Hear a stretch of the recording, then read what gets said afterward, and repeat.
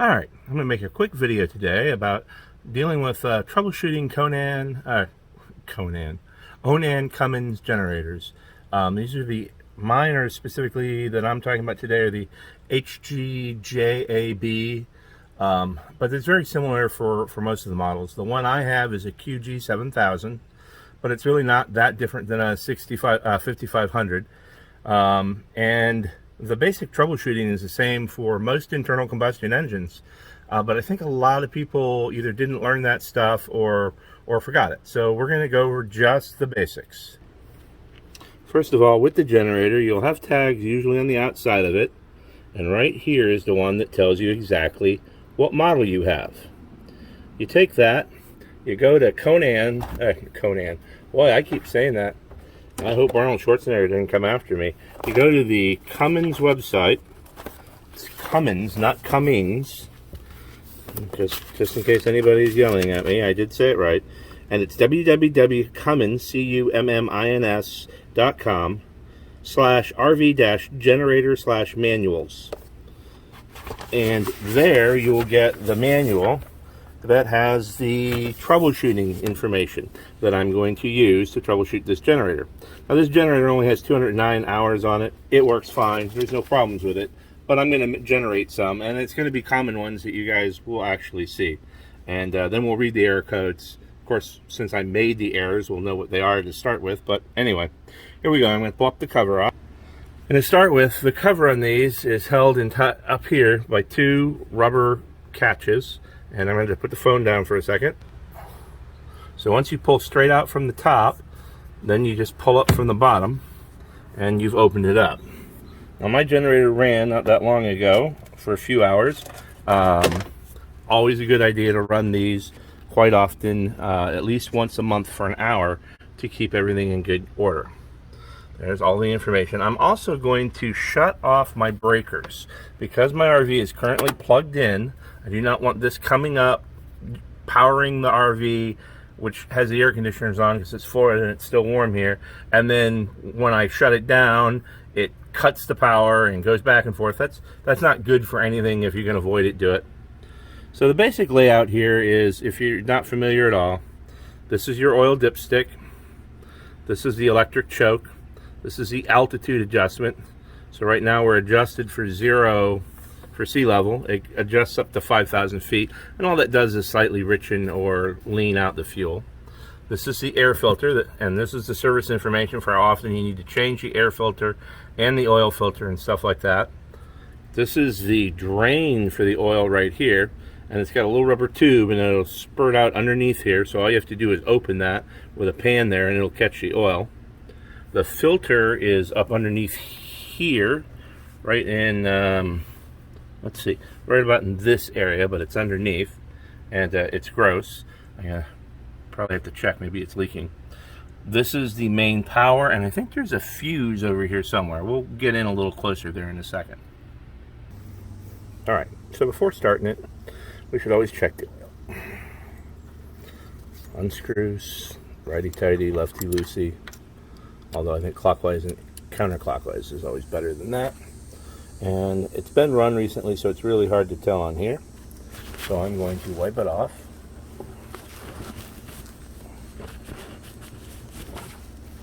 So there's nothing on the dipstick. Presto changeo, el focuso. Put it in.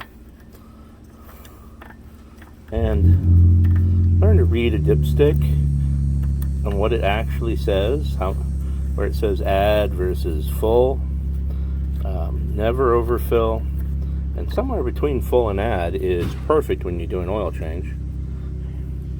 Here we are, and the add line is right there at that notch, and you can see we're above it, so we've got plenty of oil to start this, and this is getting ready for an oil change, so I'm not going to add any.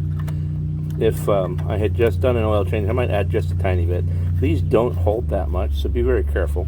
They're easy to overfill, and they're hard to fill correctly because you pour some oil in, and then it takes a little time and percolates around, and you have to pour a little more in.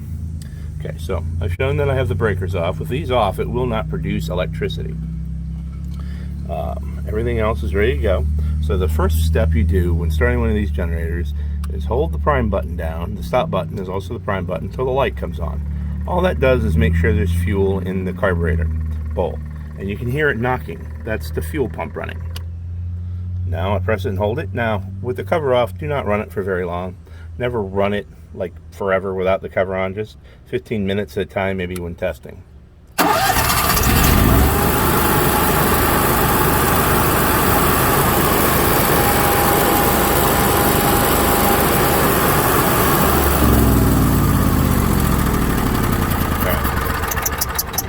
Press the off button. You don't have to hold it, it shuts itself off.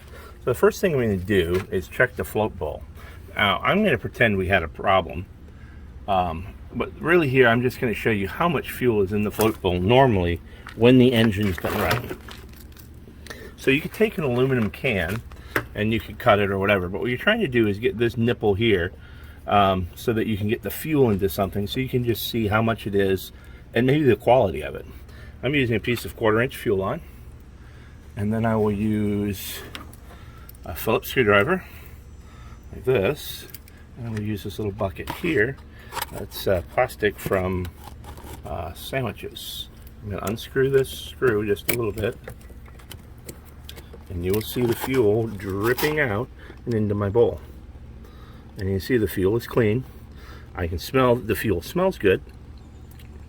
It's a good thing I'm not smoking because I'd be on fire. And you can see quite a lot of fuel in the float bowl. If you open this and just a few drips come out, just a little tiny bit of fuel comes out, that's an indication of probably a fuel delivery problem like the fuel pump or something else.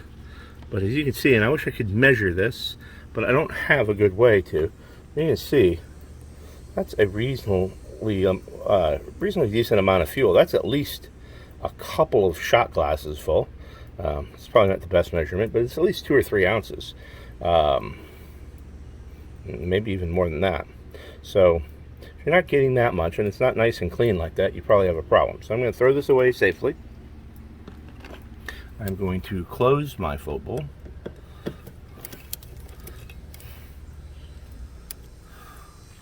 It's all closed, not dripping. I'm going to just leave the hose on there for right now.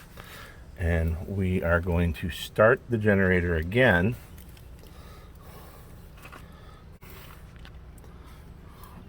And you'll see it takes longer to prime because the float bowl is empty. There's the pump. And you hear it knocking louder. Now it's primed. Now it should start right up.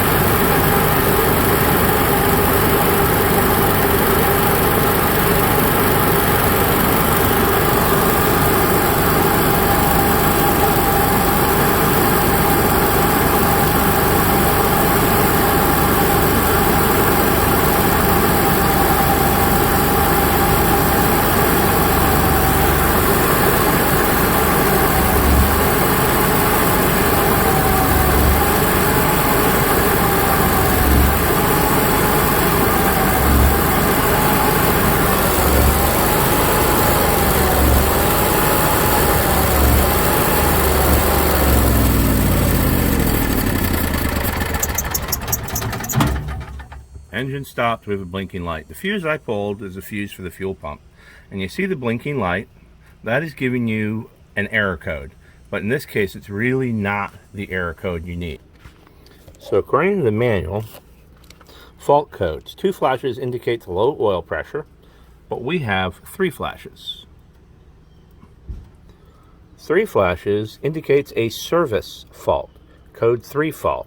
Press the stop prime on the control switch once to have the 2-digit service code flash. So we're going to press the stop prime button and it's going to give us the service code.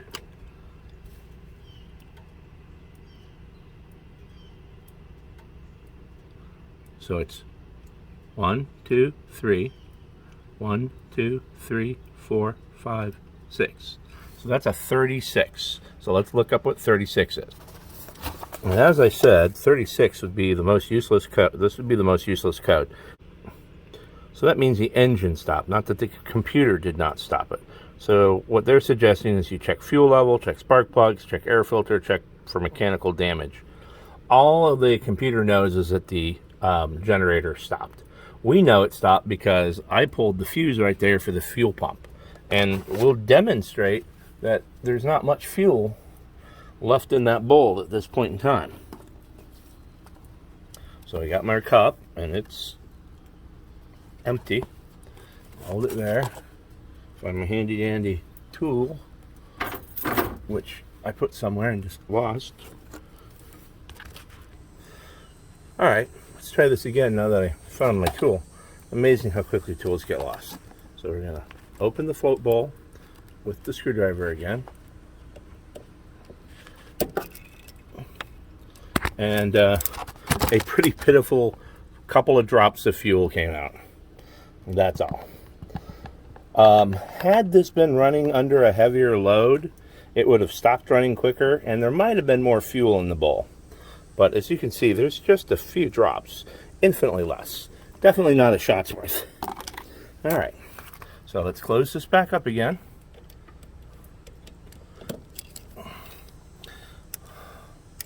Make sure that's nice and tight. And this is the fuse for the fuel pump right here, just so everybody knows where it is. And the next cheapo tool I'm going to use is the world's cheapest digital multimeter.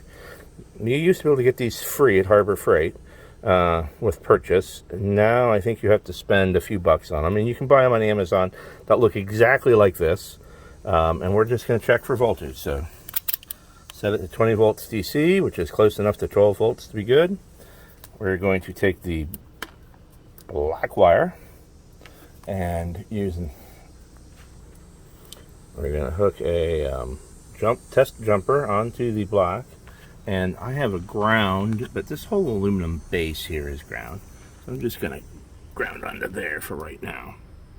And I'm going to take the red lead, and we're going to go to the fuel pump fuse over here.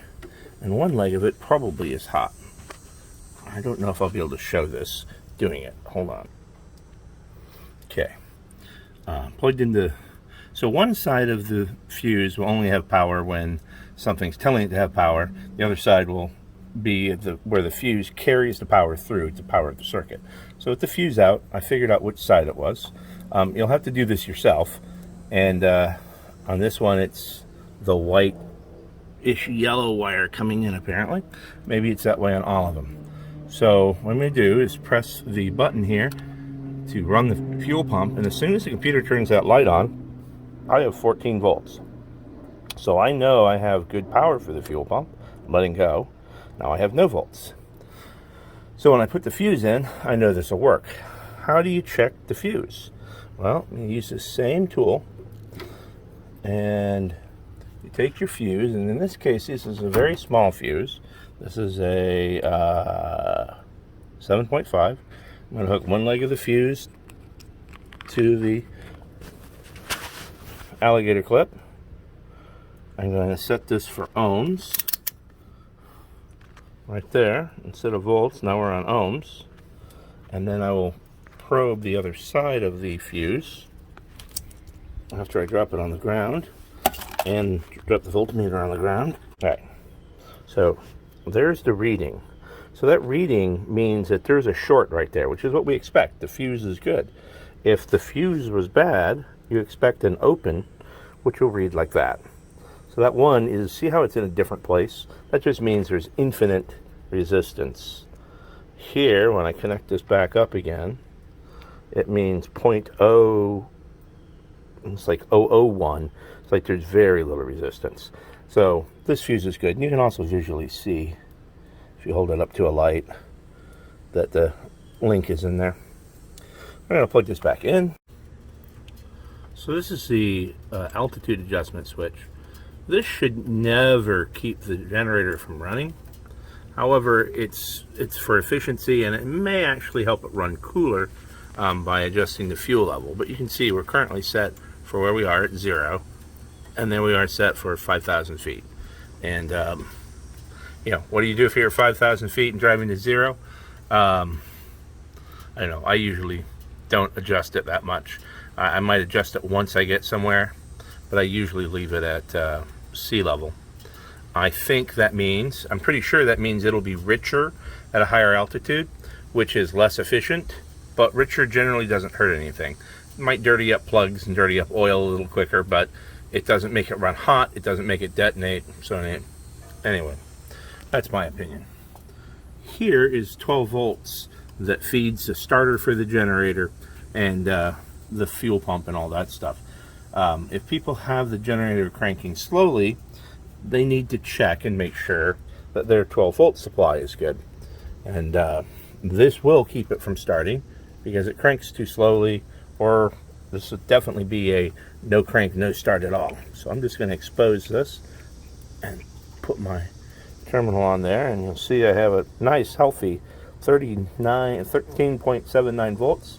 Now I'm going to hit the start button. It'll pull it down a little bit.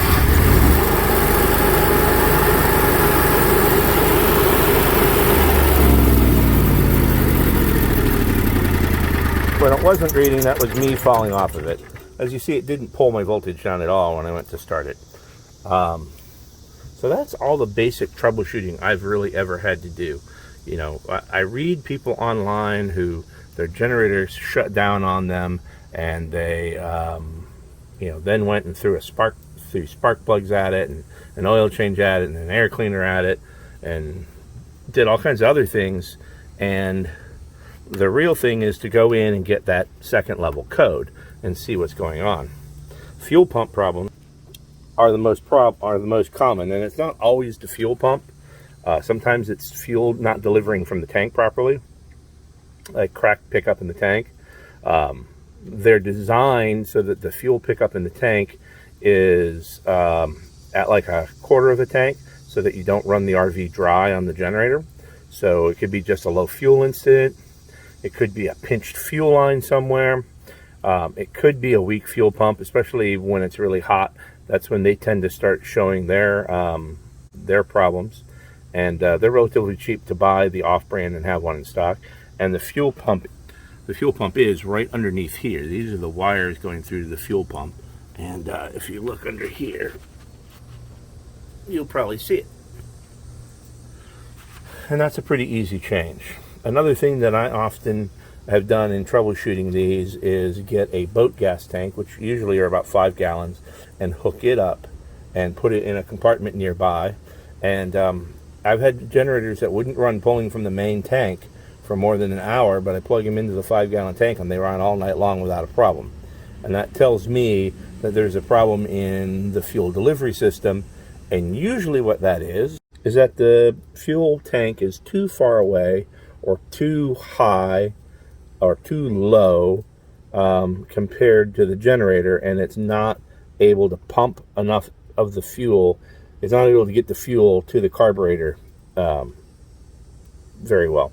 So a lot of times the real call for that is to put a second fuel pump right there by the tank, wire them up in parallel, and you might have to change that fuse. And this is definitely going off script here, because I'm telling you how to re-engineer the thing.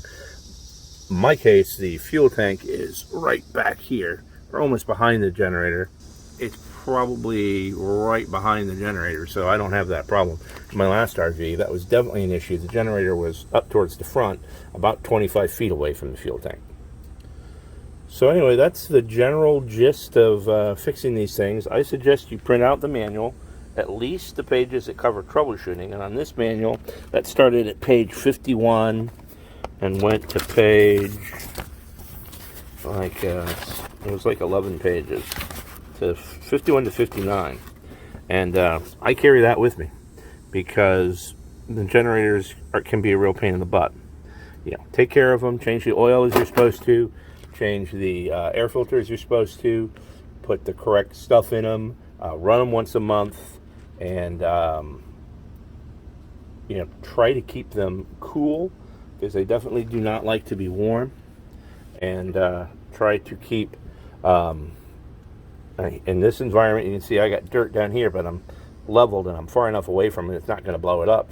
If this were, say, Burning Man, and I was on the playa, the air from cooling this would blow down into the ground, blow that dust up, and then it would be ingested up under here, and that would run all through the alternator bushings, alternator stuff, the generator housing, and end up destroying the generator over time. So you need to be careful with that. They also want you to be careful. It's not great to run it down the road when it's raining. A lot of times we don't have an option, but all that moisture gets in there. And so the most important thing to do is, if you do run it down the road when it's raining, you need to make sure that you don't, like, let's say it's raining, you get home, turn the generator off, you go in, and you don't try to start the generator again for 6 months. You need to drive that moisture back out of there, so as soon as the rain stops, or as soon as you're sitting somewhere so you're not driving and the back tires are not over here kicking mist up into this, run it so that it can get nice and hot for an hour or so, is all it takes, and it'll dry itself out.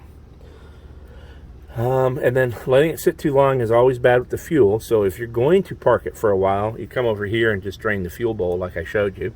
The only tools I recommend you really need to have around are a voltmeter, and everybody should have one of these in an RV, because you can check your AC pedestal, make sure you got power there, you can check your batteries, check everything. I would spend a little more money than the free I spent for this one. I just bought a new multimeter that was $27 on Amazon, and it even does temperatures and things like that, and it's much nicer to use than this one. But this one is what I keep with me for in a pinch. And I got to remember, I'm going to turn these back on, otherwise there will be no power to the RV. That's another thing that people don't check is, generator runs, but they're not getting power in the RV. Well, the first step is, are these on? And you can see it says on, right on them. So yes, those are on. And then you have to start feeding the AC. The next compartment over from here, right there, is where this power goes in. So I would take my voltmeter over there and make sure that power was getting to the transfer switch. Then I make sure the power is getting to the other side of the transfer switch.